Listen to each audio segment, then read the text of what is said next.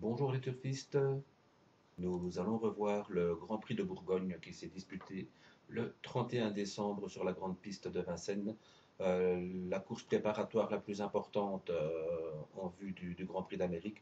C'est Propulsion qui l'a emporté, il a battu Bold Eagle et Briac d'Arc, très bon troisième. Billy de Montfort, quatrième sur ce parcours, elle est très très forte. Et c'est Deor Night In qui a très bien couru à ce niveau, qui est venu prendre la cinquième place. Bellina Josselin, elle a un peu manqué de mordant, je trouve. Elle a un peu moins bien couru. Mais bon, elle est toujours en phase de préparation, il n'y a pas de souci. Lionel, c'est la grosse note, il n'a pas couru. À chaud, j'étais assez inquiet de voir Bold Eagle, que je vous pointe là, qui part très vite, battu pour la troisième fois de suite. Déjà deux fois, ça ne lui était jamais arrivé. Mais regardez sa course quand même. On a préféré courir caché avec les aléas que ça comporte.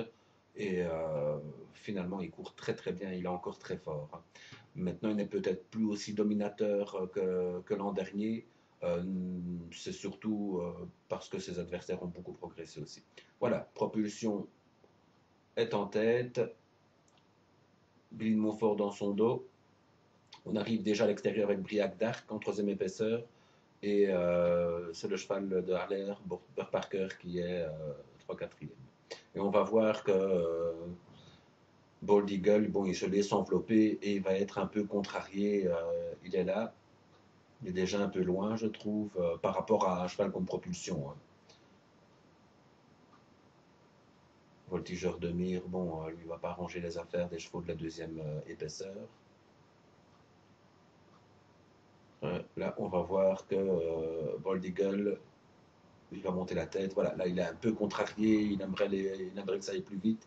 Or, ça reprend avec Voltigeur, un wagon de 3. Et voilà, il faut forcer pour passer.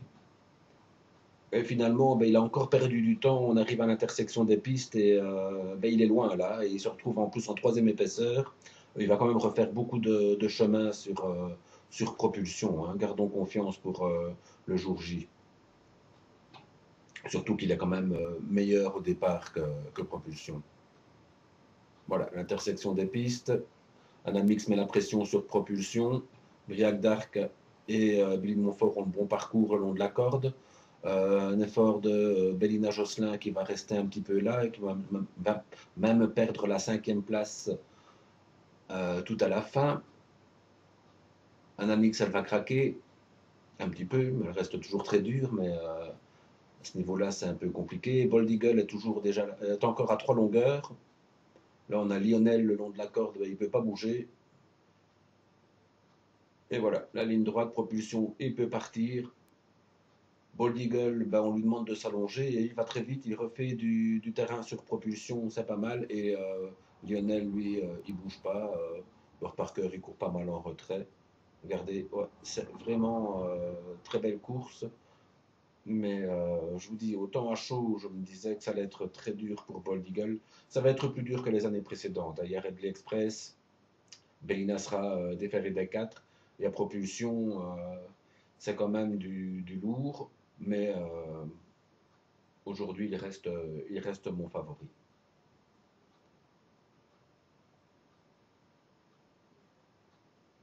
Daniel Reden reste très sobre dans la victoire, ça le change.